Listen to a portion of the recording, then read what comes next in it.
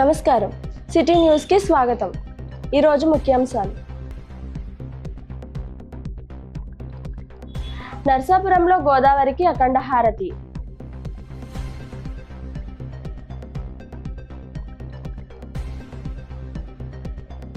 వశిష్ఠ గోదావరి తీరాన కార్తీక శోభ.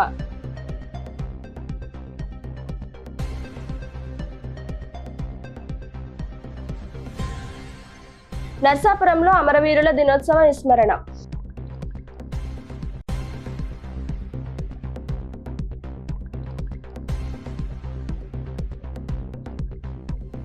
భీమవరం డీఎస్పీపై పవన్ సీరియస్.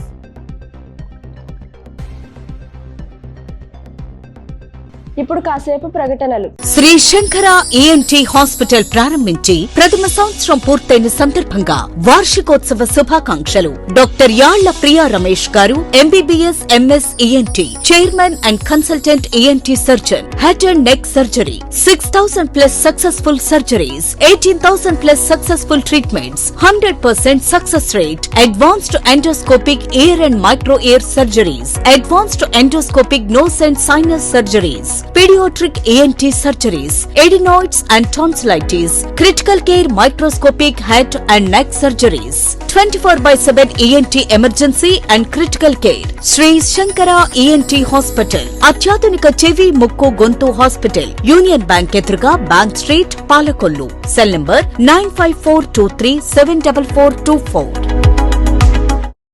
తిరిగి మళ్ళీ వార్తలకు స్వాగతం.